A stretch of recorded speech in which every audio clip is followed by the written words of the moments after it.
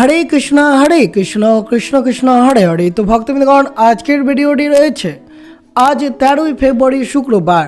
আজ পালিত হয়েছে ফাল্গুন মাসের কৃষ্ণপক্ষের 11তম দিনে বিজয়া একাদশী। যে সকল কৃষ্ণ ভক্তরা আজ বিজয়া একাদশী ব্রতটি পালন করেছেন তারা অবশ্যই শ্রীকৃষ্ণের অপার আশীর্বাদ লাভ করতে পারবেন এই একাদশীর ব্রত পালনের ফলে। যেমন ভগবান শ্রীরামচন্দ্র মাতা সীতাকে উদ্ধারের জন্য এই বিজয়া একাদশী ব্রতটি পালিত করেছিলেন। তাই যে ভক্ত এই বিজয়া একাদশী ব্রতটি পালন করে এই ব্রত কথাটি শ্রবণ করবে তারা সকল কাজে সফলতা লাভ করতে পারবেন। তা অত্যন্ত শুভ হতে পারে সকল ভক্তদের জন্য যারা এই বিজয়া একাদশী ব্রতটি আজকের দিনে পালন করে রয়েছেন। তারা অবশ্যই আজকের দিনে শ্রবণ করবেন বিজয়া একাদশীর ব্রত কথা বা ব্রত মাহাত্ম্য এবং বিজয়া একাদশীর কখন পালন করবেন, পালনের শুভ সময় কখন রয়েছে তা সব কিছু বিস্তারিতভাবে আলোচনা করা হবে। তা অবশ্যই ভিডিওটি আপনারা শুরু থেকে শেষ পর্যন্ত ভক্তি সহকারে শ্রবণ করবেন। আর চ্যানেলে নতুন হয়ে থাকলে দয়া করে চ্যানেলটিকে সাবস্ক্রাইব করবেন, লাইক করবেন, কমেন্টে ভক্তি ভালোবাসা শ্রদ্ধা দিয়ে জয় শ্রী বিষ্ণুর জয় লিখে দিতে ভুলবেন এই শুভ দিনটিতে। অবশ্যই ভিডিওটি আপনারা শুরু থেকে শেষ পর্যন্ত ভক্তি সহকারে শ্রবণ করুন। আজ 13ই ফেব্রুয়ারি শুক্রবার পালিত হয়েছে ফাল্গুন মাসের কৃষ্ণপক্ষের 11তম দিনে আজ বিজয়া একাদশীর ব্রত পালন। যে সকল কৃষ্ণ ভক্তরা এই বিজয়া একাদশী ব্রতটি পালন করে রয়েছেন তারা অবশ্যই এই একাদশী ব্রত পালনের ফলে শত্রু বিনাশ হবে, জীবনে বাধা দূর হবে এবং সাফল্যের জন্য অত্যন্ত মহিমাময় এই একাদশী ব্রতটি। পৌরাণিক কাহিনী অনুসারে লঙ্কা জয়ের আগে ভগবান শ্রীরামচন্দ্র মুনি বাগদালভ্যের পরামর্শে এই ব্রত পালন করেছিলেন। নিষ্ঠা পড়ে এই ব্রত পালনে সমস্ত পাপ ক্ষয় হয়েছিল, অশ্বমেধ যজ্ঞের ফল পাওয়া যায় এবং জীবনের বিজয় নিশ্চিত হয়। তাই যদি আপনারা এই শুভ দিনে অর্থাৎ আজ 13ই ফেব্রুয়ারি শুক্রবার পালিত হয়েছে এই বিজয়া একাদশীর ব্রত পালন, যে সকল ভক্তরা এই শুভ দিনে এই ব্রতটি পালন করে একনিষ্ঠা মনে যদি এই বিজয়া একাদশীর ব্রত কথাটি শ্রবণ করতে পারেন তা অত্যন্ত শুভ হতে পারে। কিন্তু বেশ কয়েকটি নিয়ম পালন করে এই দিনটি আপনাকে অতিবাহিত করতে হবে। যেমনটা আপনাদেরকে এই শুভ দিনে পঞ্চরবি শস্য বাদ দিয়ে আপনারা অবশ্যই যে কোনো ফলমূল বা দুধ গ্রহণ করতে পারেন।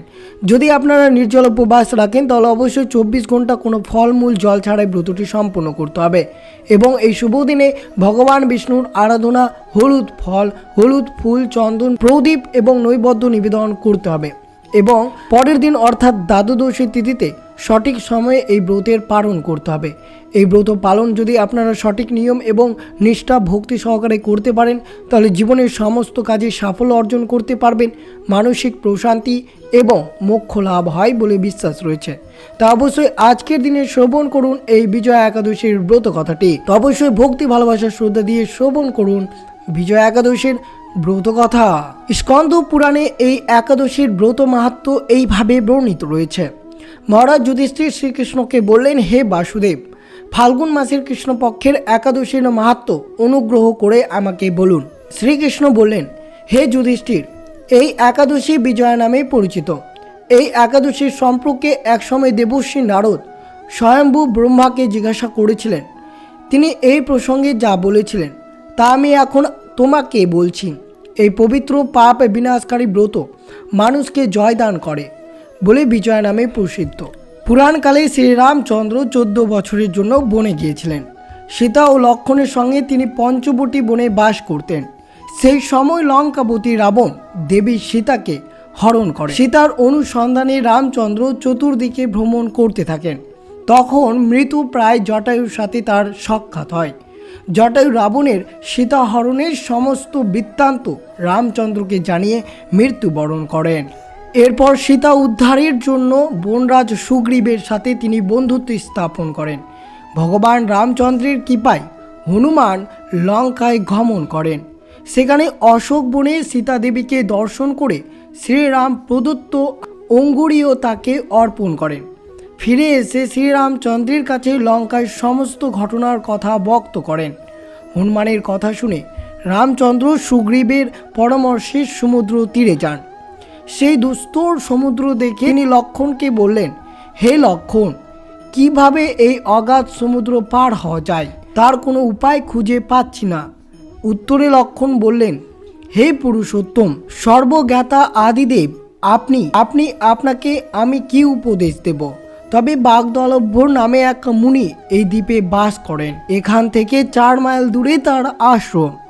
হে রাঘব, আপনি সেই প্রাচীন ঋষিশ্রেষ্ঠকে এর উপায় জিজ্ঞাসা করুন। লক্ষণের মনোরম কথা শুনে তারা সেই মহামুনির আশ্রমে উপনীত হলেন। ভগবান রামচন্দ্র ভক্তরাজ সেই মুনিকে প্রণাম করলেন। মুনিবর রামচন্দ্রকে পুরাণ পুরুষ বলে জানতে পারলেন। আনন্দ ভরে জিজ্ঞাসা করলেন, হে রামচন্দ্র, কি কারণে আপনি আমার কাছে এসেছেন তা কৃপা করে বলুন। শ্রী রামচন্দ্র বললেন, হে মুনিবর, আপনার কৃপায় সৈন্যসহ আমি এই সমুদ্র তীরে উপস্থিত হয়েছি। রাক্ষস রাজের লঙ্কা বিজয় করাই আমাদের প্রধান উদ্দেশ্য।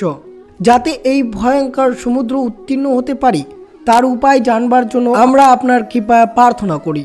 মুনিবর প্রসন্ন চিত্তে পদ্মলোচন ভগবান শ্রীরামচন্দ্রকে বললেন, হে রাম, আপনার অভীষ্ট সিদ্ধির জন্য যে শ্রেষ্ঠ ব্রত করণীয় আমি তা বলছি। ফাল্গুন মাসের কৃষ্ণপক্ষের বিজয়া নামক একাদশী ব্রত পালনে আপনি নিশ্চয়ই সৈন্যসহ সমুদ্র পার হতে পারবেন।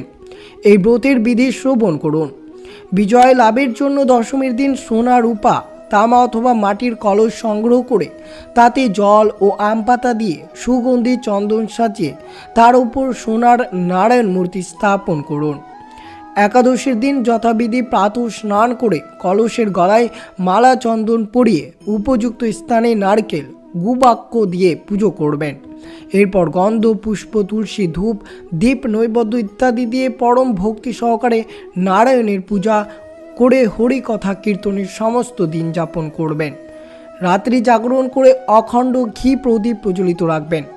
দ্বাদশীর দিনে সূর্যোদয়ের পরে সেই কলস বিসর্জনের জন্য কোনো নদী, সরোবর বা জলাশয়ের কাছে গিয়ে বিধি অনুসারে পুজো নিবেদনের পর তা বিসর্জন দেবেন। তারপর এই মূর্তি বেদাঙ্গ ব্রাহ্মণকে দান করবেন। এই ব্রত প্রভাবে নিশ্চয়ই আপনার বিজয় লাভ হবে। ব্রহ্মা বললেন, হে নারদ, ঋষির কথা মতো ব্রত অনুষ্ঠানের ফল তিনি বিজয়ী হয়েছিলেন। সীতা প্রাপ্তি, লঙ্কা জয়, রাবণ বধের মাধ্যমে শ্রীরামচন্দ্র অতুল কীর্তি লাভ করেছিলেন। তাই যথাবিধি যে মানুষ এই ব্রত পালন করবেন তাদের এই জগতে জয়লাভ এবং পরজগতে অক্ষয় সুখ সুনিশ্চিত জানাবে। হে যুধিষ্ঠির, এই কারণে এই বিজয় একাদশীর ব্রত পালনের অবশ্যই কর্তব্য। এই ব্রত কথা শ্রবণ কীর্তনের মাধ্যমেই বাজপেয় যজ্ঞের ফল লাভ হয়। যে মানুষ একাদশীর দিন শস্যদানা গ্রহণ করে সে তার পিতা, মাতা, ভাই এবং গুরু হত্যাকারী, এবং সে যদি বৈকুণ্ঠ লোকে উন্নতি হয় তবুও তার অধঃপতন হবে। স্কন্দ পুরাণে এইসব কথা বর্ণিত রয়েছে। তো অবশ্যই আপনারা শ্রবণ করলেন বিজয়া একাদশীর ব্রত কথাটি, আর শ্রবণ করুন বিজয়া একাদশীর পালন কখন করবেন। বিজয়া একাদশী ব্রত পালন করেছিলাম 13ই ফেব্রুয়ারি শুক্রবার। এই একাদশীর নাম বিজয়া একাদশী এবং ব্রতের পালন করতে হবে 14ই ফেব্রুয়ারি শনিবার। পালনের সময় রয়েছে সকাল 5:51 থেকে 9:38 মধ্যে। এই শুভ সময়ে আপনাদেরকে 14ই ফেব্রুয়ারি শনিবার ব্রতের পালন করতে হবে। একাদশী করে পরের দিন দ্বাদশীতে ব্রতের পালন না করেন তাহলে ব্রতের কোনো পূর্ণ ফলাফল পাওয়া যায় না। তাই অত্যন্ত দরকার এই ব্রতের পালন করা। তো অবশ্যই আপনাদের এই বিজয়া একাদশীর ব্রতটি সুসম্পন্ন হবে। এই বিজয়া একাদশীর দিন অবশ্যই আপনারা শ্রদ্ধা আর ভক্তির সাথে একাদশীর ব্রত করুন এবং ভগবান বিষ্ণুর পুজো করুন। বিশেষভাবে ভগবান বিষ্ণু তার বিজয়া বাসুদেব অবতারের পুজো করুন। পদ্মপুরাণের মতে মহান গ্রন্থ থেকে বিজয়া একাদশীর মহিমা সম্পর্কে আপনারা শ্রবণ বা পাঠ করলেন। এই দিনে অবশ্যই অভাবী আর গরিব লোকদের দান করুন। এই শুভ দিনে ভগবান পবিত্র নামের জপ করুন আর ধ্যান করুন। তা অত্যন্ত শুভ হতে পারে যদি আপনারা এইভাবে এই নিয়মে ব্রতটি পালন করতে পারেন। তো এই বিজয়া একাদশীতে যদি আপনি আপনার ঘরে সুখ, শান্তি আর সমৃদ্ধি পেতে চান তাহলে বিজয়া একাদশীর দিন সকালে স্নান করার পর পিপল গাছে জল অর্পণ করুন এবং প্রার্থনা করুন। তা অত্যন্ত শুভ হতে পারে। যেসব জাতক জাতিকরা কোনো কাজে সুফল বা সফল অর্জন করতে পারেন না তারা অবশ্যই বিজয়া একাদশী ব্রত পালন করে এই দিনে ভগবান বিষ্ণুর পুজো করার সময় 5টি সাদা কড়ি নিয়ে ভগবানের সামনে অর্পণ করুন। পুজোর পর এই কড়িগুলো হলুদ কাপড়ে বেঁধে আপনার সিন্ধুকে অবশ্যই বেঁধে রাখুন। তা অত্যন্ত শুভ হতে পারে। যদি কোনো কিছু নিয়ে আপনি বিভ্রান্তি বোধ করেন তাহলে বিজয়া একাদশী উপবাস করুন এবং ধূপ, প্রদীপ এবং চন্দন দিয়ে ভগবান বিষ্ণুর পুজো করুন। কিন্তু যদি আপনি কোনো কারণে ব্রত পালন না করতে পারেন তাহলে এই দিনে ভগবান বিষ্ণুর পুজো করুন, তাহলে অবশ্যই আপনার বেশ কয়েকটি কাজ খুব সহজে লাভবান করতে পারবেন। এই দিন অবশ্যই আপনারা সরস্বতী বন্দনা করতে পারেন, এর ফলে আপনার জ্ঞান আর বুদ্ধি বৃদ্ধি পাবে। এই দিন অবশ্যই গণেশের অষ্টক্ষর মন্ত্র জপ করতে পারেন, এটি আপনার সাফল্যের পথ প্রশস্ত হবে। আপনি ভগবান বিষ্ণুকে তুলসীর পাতা দিয়ে পুজো করবেন আর বিষ্ণুর সহস্র নাম পাঠ করবেন, তারও শুভ হতে পারে আপনাদের জন্য। তো 2026 সালের 13ই ফেব্রুয়ারি শুক্রবার এই শুভ দিনে বিজয়া একাদশীর ব্রতটি পালিত হয়েছে। এই দিন ব্রত রাখলে আপনার সকল কাজ বিজয় পাওয়া যায়, কিন্তু বেশ কয়েকটি নিয়ম আপনাদেরকে এই বিজয়া একাদশীর ব্রত পালনের সময় মেনে চলতে হবে। যে নিয়মগুলো আপনাদের সাথে তুলে ধরা হলো এবং যে ব্রত কথাটি আপনাদের সাথে শ্রবণ করানো হলো, তো অবশ্যই শ্রবণ করলেন বিজয়া একাদশীর ব্রত কথাটি। তো এই ছিল ভিডিওটি ভালো লাগলে অবশ্যই চ্যানেলটিকে সাবস্ক্রাইব করবেন, লাইক করবেন, কমেন্টে ভক্তি ভালোবাসা শ্রদ্ধা দিয়ে জয় শ্রীকৃষ্ণের জয় লিখে দিতে ভুলবেন না এই শুভ দিনটিতে। ভিডিওটি আপনার আত্মীয় ভক্ত বা বন্ধুদের সাথে অবশ্যই শেয়ার করবেন। সুস্থ থাকবেন, সতর্ক থাকবেন। জয় শ্রীকৃষ্ণ, রাধে রাধে।